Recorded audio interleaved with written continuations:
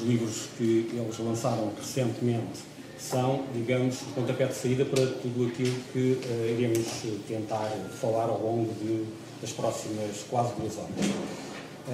Nós vamos seguir um método que me parece mais simples, que ambos irão falar sobre as obras que saíram, no caso do José Pacheco Pereira, A Crónica dos Dias do Lixo, no caso do André Freire, Austeridade, Democracia, Autoritarismo. Depois eu farei uma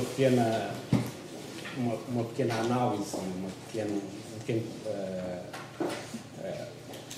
uma abertura de outros horizontes de debate que possam existir, digamos, na segunda hora de todo este programa. Sendo assim, iria dar a palavra ao José Pacheco Pereira, como é o convidado que vem de fora. Eu há muito tempo que penso que um dos critérios fundamentais para medir a crónica e o comentário político é saber até que ponto resiste ao tempo. Portanto, a capacidade de se poder ler aquilo que se escreveu há 2 ou 3 anos e no essencial, há sempre muitos pormenores, e no essencial as coisas continuarem vivas, ou pelo menos a análise e a crítica continuar viva. É sempre esse o teste que, quando publico estes livros, que são coletâneas de artigos, eu normalmente faço e, na minha opinião, falível, como é suposto, acho que de um modo geral suportam o tempo. No caso deste livro, quais são as grandes linhas de força que percorrem estes artigos e que, de um modo geral, aliás, se formaram com eles? Porque muitas vezes tratava-se de uma percepção ainda pouco nítida que, com o tempo, se foi desenvolvendo. E são exatamente linhas que eu penso que são importantes para perceber estes dias do lixo. Aliás, a caracterização é deliberada, dias do lixo. Aliás, eu pensei a primeiro em inglês, antes de em português, trash days, quer dizer, os dias em que as coisas perdem valor, em que as pessoas são tratadas como lixo, em que é uma espécie de Rei Midas ao contrário. Enquanto que o Rei Midas tocava, ficava tudo ouro, estes dias em tudo que se toca fica lixo. E, portanto, era um pouco essa a ideia do título. Quais são as linhas que orientam estes artigos? E que eu tentei começar a perceber já no tempo do governo Sócrates, mas essencialmente no tempo do governo Passos Coelho. Primeiro, que se estava a tentar colocar para a sociedade portuguesa uma percepção do tempo histórico e do tempo político não democrática. O que é que isto significa? Significa que a apresentação em política feita por Vítor Gaspar, por Passos Coelho, pelo Presidente da República, pela Ministra das Finanças, de que este processo chamado do ajustamento era um processo de décadas, e a maneira como se entendia essas décadas como sendo décadas de uma única política possível é, do meu ponto de vista, uma apresentação que viola uma regra fundamental da democracia, que é, havendo eleições, havendo ciclos democráticos mais curtos, as pessoas têm que ter o direito e a liberdade de mudar de política. E, portanto, a ideia de que há uma imposição qualquer na natureza das coisas. E é muito interessante verificar que quase toda a gente, quase todos estes homens são uma espécie de marxistas infelizes, ou marxistas pobres, porque acreditam, de facto, na relação entre infraestrutura e superestrutura, e naquela coisa que o Marx chamava Wechselwirkung, a relação, que é, acreditam que há uma determinação económica em tudo. E, portanto, esta interpretação de que Portugal tem o ónus do déficit da dívida, interpretada como eles as interpretam, como uma espécie de coação sobre toda a vida pública, que, usando os métodos que propõe, demora 10 anos, 20 anos, 30 anos a resolver, é, no fundo, uma propositura para o tempo político de uma democracia inaceitável para uma democracia. Ela, aliás, tem outras consequências, porque ela depois tenta materializar-se em propostas políticas que se destinam exatamente a ultrapassar o valor das eleições.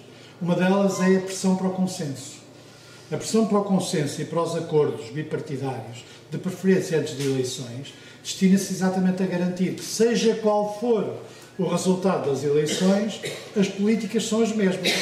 Eu, aliás, na quadratura do círculo de ontem, assisti a uma sessão muito interessante desse mecanismo, quando Fernando Henrique explica ao António Costa que, faça ele o que fizer, serão nuances numa política que, no essencial, os investidores pensam que vai ser sempre a mesma. Ele pode mexer no IVA, em vez de ser no IRS, pode mexer no IRS em vez de ser no IVA, mas está, no fundo, condenado. Foi nessa altura que eu disse que estás tramado.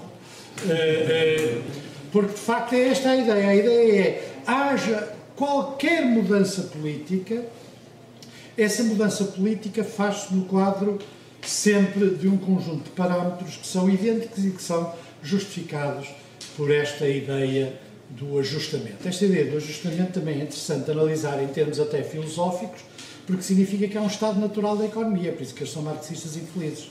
Quer dizer, é uma espécie de estado natural da economia, de que nós nos afastamos quando vivemos acima das nossas possibilidades. Ao viver acima das nossas possibilidades, nós violamos o estado natural da nossa economia, que é o da pobreza. Desse ponto de vista, não é muito distinta de uma certa ideia da pobreza salazarista como estado natural do país, que é, nós somos naturalmente um país pobre, com poucos recursos, esse é o nosso estado natural. Depois do 25 de Abril criou-se uma situação artificial, assente no Estado, foi a criação de uma espécie de classe encostada ao Estado, funcionários públicos, enfermeiros, polícias, tropas, professores, aquilo que nós designamos de uma maneira, enfim, grosseira para os sociólogos, classe média, mas enfim, serve para esta discussão, que cresceu depois do 25 de Abril, pesando sobre o Estado e sobre o sistema fiscal e vivendo acima das suas possibilidades. É evidente que isto tem várias implicações, e eu nestes artigos tendo uma delas é, para além deste tempo longo, da desvalorização das eleições como possibilidade de mudança, da obrigatoriedade de consensos sobre as questões fundamentais, ou seja, de não haver alteridade de políticas, tem outra consequência que aponta ao alvo. O alvo do ajustamento é claramente a classe média e o Estado. Ou seja, aqueles que viveram acima das suas posses. E a noção de viver acima das suas posses tem algum interesse, porque quando se fala mais à vontade, e às vezes fala mais à vontade, principalmente no Parlamento, às vezes, e os deputados dizem umas coisas que não deviam dizer, há dois aspectos muito interessantes nesse falar mais à vontade, que é aquilo que eu chamo o dilema do sofá da Moviflor, ou seja, o consumo. Houve umas pessoas que compraram sofás na Moviflor, não deviam ter comprado, ou plasmas para ver os jogos de futebol, ou foram ao México naquelas viagens em que se vinha de sombreiro e tal, e portanto, e depois, em reboque disto tudo, vem a compra de casa própria, que é de facto, objetivamente, o grande fator de endividamento das pessoas, inteiramente racional no momento em que as pessoas se endividaram para comprar a casa, primeiro porque a podiam pagar, tinham salários que a podiam pagar, e, portanto, e depois porque não havia casas para alugar, portanto era uma decisão, de todos os pontos de vista, inteiramente razoável, e que acaba por ser demonizada para trás, porque há sempre aqui também a tendência para reconstruir uma memória de demonização. Aliás, essa demonização da classe média tem aspectos muito interessantes, porque demoniza aspectos típicos dos consumos da classe média. Por exemplo, demoniza as férias. A ideia de que as férias são um desperdício é muito interessante, porque, no fundo, quando nós vamos à história das férias, como sabem, as férias pagas datam de 1936, do governo da Frente Popular em França, e representaram um enorme sinal de que na Europa passava-se em certos grupos sociais, principalmente na classe operária, da possibilidade de mudar de consumos de natureza puramente material para consumos que nós poderíamos designar simbólicos ou espirituais, que incluíam o acesso a certos aspectos da cultura de massas, as férias, a possibilidade de escolher a educação dos filhos, alguns aspectos não apenas da cultura material, que também, aliás, são, de modo geral, subvalorizados, mas das razões porque a esquerda tem dificuldade em compreender muitos aspectos do processo da criação de uma certa classe média era a desvalorização do consumismo, esquecendo-se que, em muitos casos, o consumismo mudava significativamente a vida das pessoas quando compravam eletrodomésticos, particularmente das mulheres. E uma certa tendência para fazer uma crítica fácil do consumismo depois deixou-os ficar dependurados quando começou a crise. Há muitos aspectos interessantes em que se vê como é que a esquerda ficou dependurada. Algumas críticas tradicionais da esquerda a levaram a deixar ficar dependurado depois do início da crise. Portanto, tempo longo, o alvo, a classe média, ou seja, quem tinha alguma coisa. Na verdade, o governo criou um mecanismo de uma espécie de redoma sobre os mais pobres. Não quer dizer que os mais pobres não tenham sido afetados pela crise, principalmente pelo desemprego e pelo aumento dos bens e pelas rendas de casa, há um conjunto de fatores. Mas, de um modo geral, o que se fez foi criar uma redoma assistencial, deixou de ser responsabilidade do Estado apenas, mas para ser também um mecanismo assistencial, voltou-se a uma ideia assistencial de defrontar com a pobreza, mas essa redoma foi, de um modo geral, mantida, onde realmente o choque fiscal, o ataque aos salários, o ataque às pensões se fez foi em quem ainda tinha alguma coisa. E é por isso que o principal sinal da crise, que muitas vezes não aparece nas estatísticas oficiais, aparece muito claramente nas estatísticas da pobreza, que é o único processo dinâmico que Portugal conheceu nos últimos 3 anos, é o empobrecimento da classe média. Portanto, significa que o elevador social, que de alguma maneira a classe média representava entre os que saíam da pobreza, acabou. Portanto, os que estão na pobreza deixaram de ter esperança de sair da pobreza e uma parte importante da classe média caminha para a pobreza, e esse caminhar é cumulativo, ou seja, é um processo que está apenas a iniciar-se, porque a ideia de que a austeridade já acabou esquece que o caráter cumulativo da austeridade a agrava todos os anos para quem já gastou o dinheiro que tinha no banco, para quem já perdeu parte dos bens ou já está penhorado pelas finanças, ou penhorado, ou já tem que negociar o pagamento dos empréstimos por causa da casa. E esse processo, por exemplo, agravou-se muito significativamente em 2014 e inevitavelmente se vai agravar em 2015. Há muita gente neste momento que não tem condições para pagar os seus impostos. Muitas famílias que eram solventes e que deixaram de ser solventes. E, portanto, a partir daí, o ciclo de uma certa pobreza, uma pobreza muitas vezes envergonhada, do abandono de um conjunto de consumos, da perda de noção de futuro, são elementos muito significativos.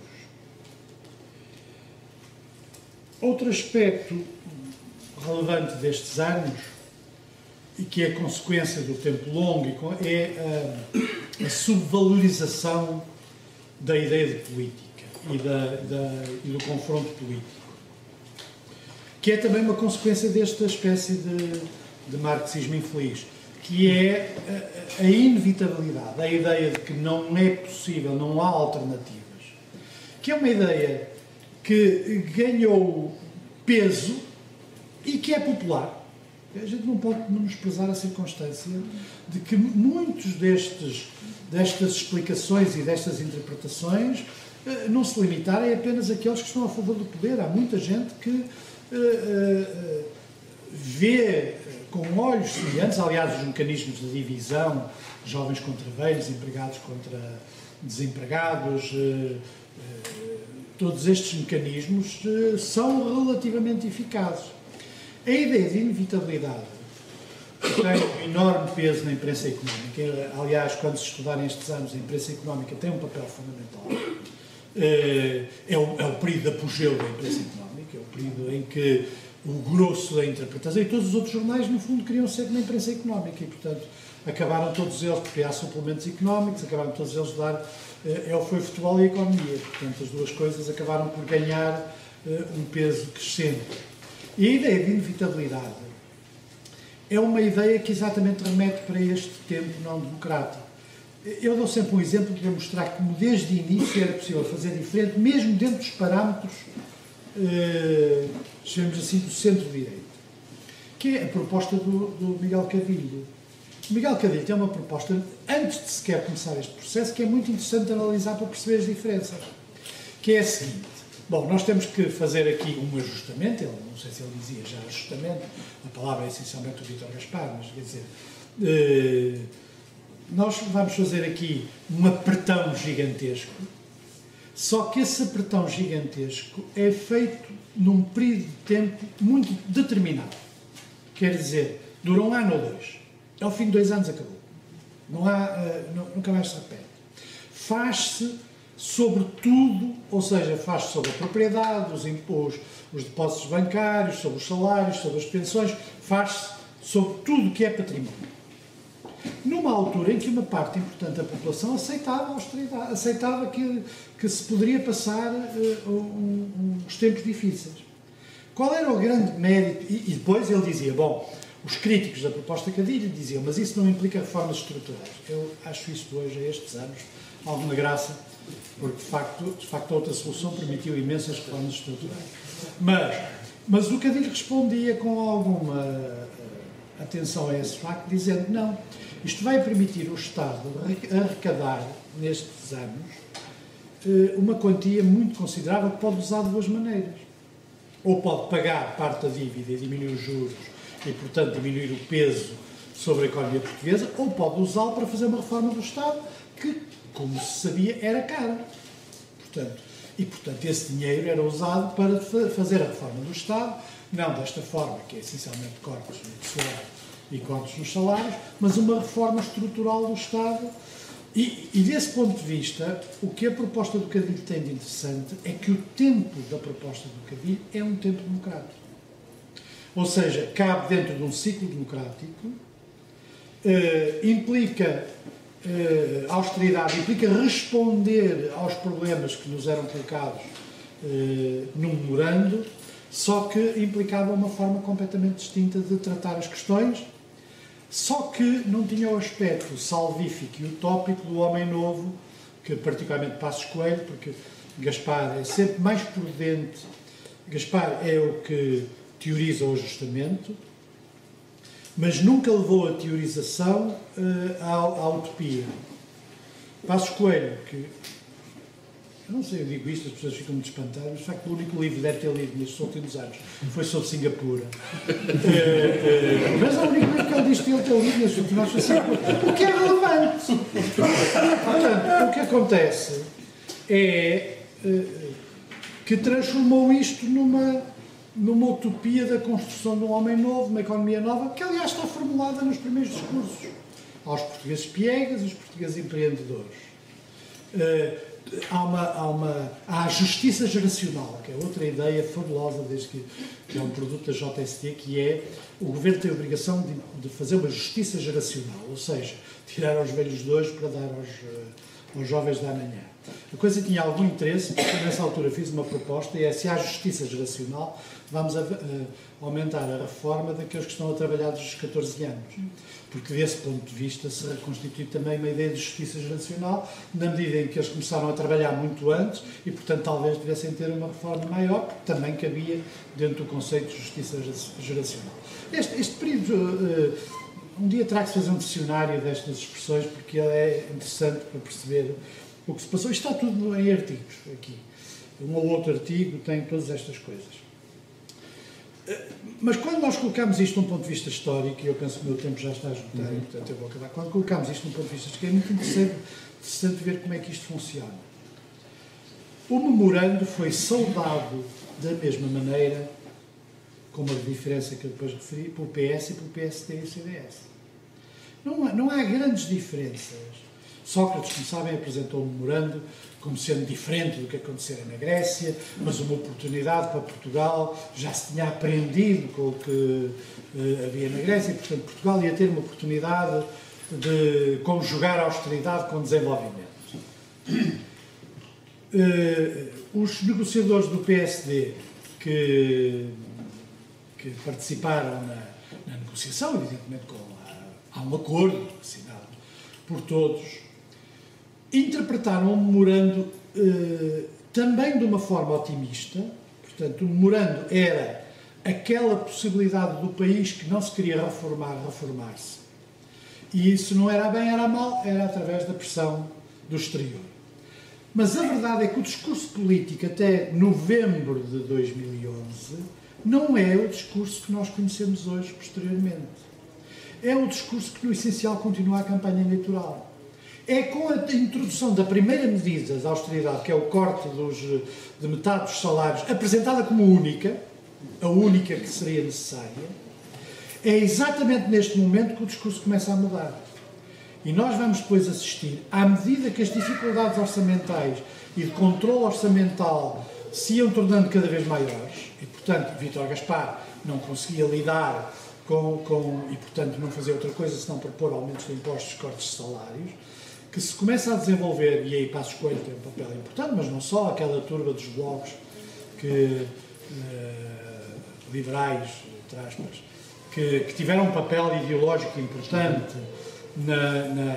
e alguns think tanks da Universidade Católica, de outros sítios, tiveram algum papel na formação destas ideias, começaram de facto a desenvolver a ideia da austeridade salvífica, da austeridade criativa, ou seja, é uma espécie de iam ao Schumpeter e só liam uma parte, e, portanto é a oportunidade da destruição criativa de que depois emergeria uma... O Gaspar nunca se meteu muito nisso, que apesar de tudo sabia mais, e portanto nunca se meteu muito nessa questão, mas era a ideia de que após um processo, no fundo, lustral de ajustamento com aquilo que eles chamavam front-loading, que falava-se muito em inglês, front-loading deste processo, que subitamente, ou ir para além da Troika, é no fundo um pouco a mesma coisa, se passaria então subitamente um recrudescimento económico. Para isso era preciso também outra coisa, que era acabar com a economia expendable.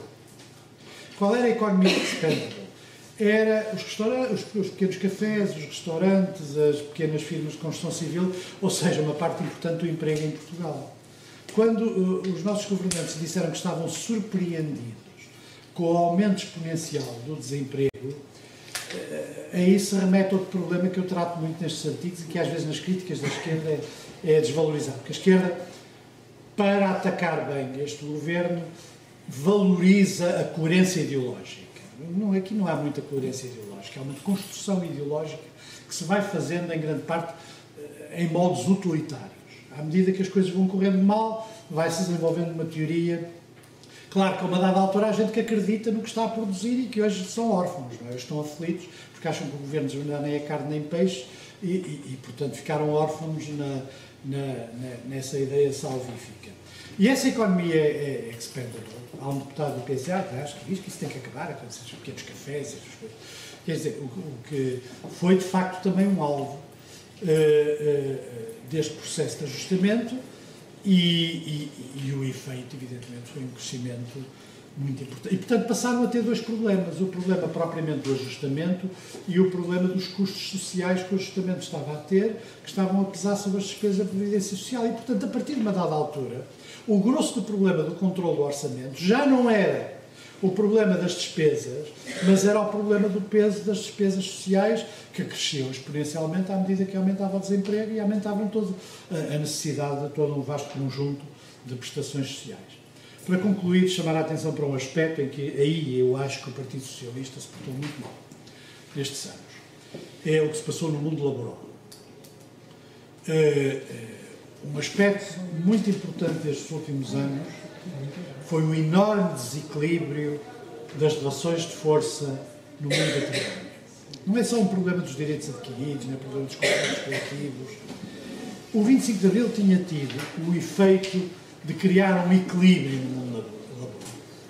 É muito interessante que um dos ensaios que mais louva ao 25 de Abril pela sua capacidade de plasticidade social, acompanhada por rigidez do Estado, é de Durão Barroso. Já ninguém se lembra. Durão Barroso escreveu um ensaio muito interessante sobre a integração dos retornados, em que faz uma correlação entre a aparente rigidez dos direitos do Estado e a plasticidade social na absorção dos retornados, exatamente não dando origem em Portugal a um fenómeno como aconteceu com os Pieds Noirs na Argélia.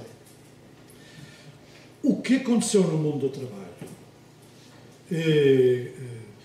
portanto, criando uma enorme desigualdade nas relações entre os patrões e os operários, entre os empregadores e os empregados, é algo muito difícil de voltar ao sítio.